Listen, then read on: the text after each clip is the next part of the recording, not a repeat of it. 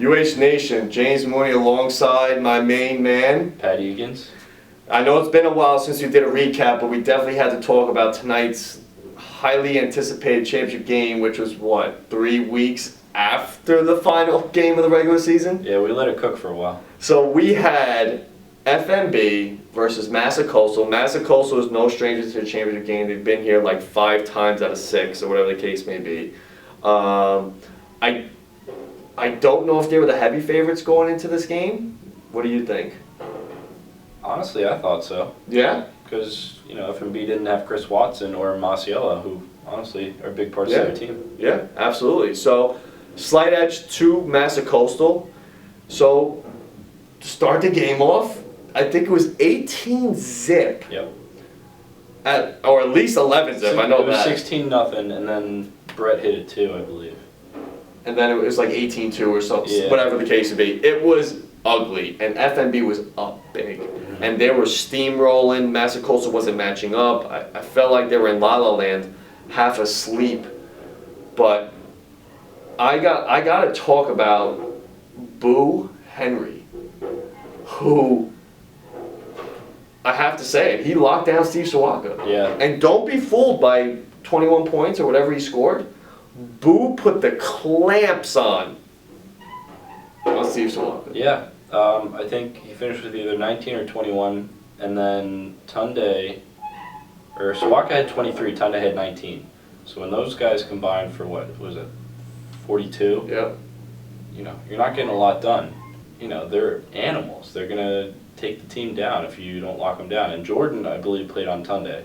So that was a big part of it as well. Yeah, I think FMB for the first time played exceptional defense and played well together. Now there were times, and you could see it, even when they were up big, tensions kind of flaring with FMB amongst themselves. Not happy with shot selection, not happy with touches, not happy with decisions. Yeah. And it nearly cost them. Yeah. They're no strangers to that kind of inner feuding, but I thought they were going to keep it together for the championship game, Yeah, but I mean, let's fast forward now to the second half. I think it was 37-21 at the half. It was like a 16-point game or whatever the case may be. FMB continued to steamroll, but then with about 9 or so minutes, you hear chugga chugga chugga chugga chugga chugga chugga, and here comes Massacoastal. Steve, again, he wasn't really playing his game, but he made some layups going to the basket, a couple of and ones. Adam Krause made a couple layups. Brett hitting shots. Pepe hitting a shot from the corner. That was big. And FMB started to fall apart. They didn't know who to give the ball to. I think they were rushing a little bit on offense. Yep. And you knew Massacoastal was going to go on this run. And they cut it to 5. Yep. Cut it to... I think they might have cut it to 4. They made 5 with an and 1. 4 minutes left, yeah. With an and 1. Whatever the case may be, it was a 4 or 5 point game. And then, what happened? A couple of fouls started getting called. Charge on one end. It went both ways at the end of the game, but unfortunately Massacoastal had 19 team fouls, which anytime you get above 15 fouls in a game, it's tough to recover from that. Yeah. I mean, and... It was very physical. Again, the final score 70-62 FMB. Yep. There was a play where about 4 people went down. You remember that? And the refs had an official timeout because Adam went down. Are you okay? Yeah. Are you okay? Pepe actually took a big charge and he went down. He had to leave the game. Something with his shoulder. Yep. After the game, he was all right. He was able to leave on his own 2 feet. But I mean, you got to give credit to FMB. Yeah. One hell of a job. Yep. And again, shorthanded, without Masiello, who's their coach, essentially. Pretty much. And then you have Chris Watson, who's playing overseas right now. He's an X factor. Right. So, with all those pieces gone, they still managed to pull it out. Yeah. I think ultimately, FMB, they were yelling at each other all game, but they played well as a team. And they got the job done. It's pretty much what they needed to do. And Fred was the Jordan whisperer as usual. Jordan gets a technical foul. Yeah. It was like 10 minutes left in the second half. Brings him to the bench. Goes to the bench. talks to him for like 5 straight minutes. Jordan goes back in, totally fine. And a totally different player. Yep. So, where do either team go from here? In terms of next season, Yeah. well, first of all, we'd love to have both teams back. Both teams are champions, quality teams, quality players, and great people.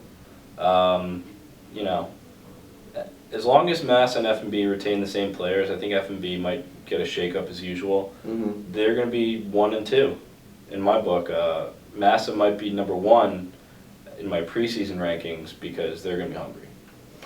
Yeah, I mean, I think I already spoke to Fred, and he's looking to retool. He has a full month. Both teams, every team has a full month to recruit, reorganize, structure their rosters however they want. Steal players from other teams. So the way I look at it is I think F&B is going to have a slight edge. But again, it's always hit or miss because they're so temperamental. Mm-hmm. Steve Maciel is going to be with Manhattan dealing with them. So who knows his involvement. But what Pat and I would ultimately love to see happen. Now, we've had 3 champions. Yep. We've had Bombers, Master Coastal, and now FMB. We would ultimately love to see a draft. And I think, we'll ask you guys and let us know if you'd like to have a draft for this upcoming fall season. But if not, I think winter season we have to do a draft. I agree. We got to keep it different. It's going to be very interesting. Can you imagine, we already had Steve and Tunde on the same team. Can you imagine, them guarding each other or something? Them guarding each other. Steve and, say, Kevin or Fareed on the same team. Clamp with a Doug Gordano or something. Oh, my God, yeah. And then not to mention Tim Munch back in the mix. Tim Munch is coming back. I just think it would make the league would be so dynamic. Yep. Every game would be competitive. There'd be no more blowouts. Right. You wouldn't play a free agent team that you know is going to get killed. Right. It would be an awesome experience. So we would love for you guys to kind of sit on this and think about it. We'd love to do a draft league come this fall. It's a full month to prepare for it, and we would really do the draft league up. We would have a draft night with food, drinks, you name it. We'll have a podium. Pat will be the commissioner. We'll do a whole thing. Screenshot behind us of who's picking. We'll wear suits. We will go all out, and it will be a lot of fun. So think about it. If not, we'll just have our regularly structured fall league. But then winter, we're going to really push for it. Yep. So, Pat, any last words of encouragement? Thanks for a great season. You guys are the best, and Ultimate Hoops for Life. Ultimate Hoops for Life. So check out our website for weekly updates and monthly updates. We'll still stay in contact with you with emails, text messages, whatever the case may be. Congratulations, FMB, and best of luck to all the returning teams and players next season, which will start, I believe, October 8th. Back to Thursday nights. 1 night a week. 1 night a week. So, James Mooney. Pat Egan's. Peace.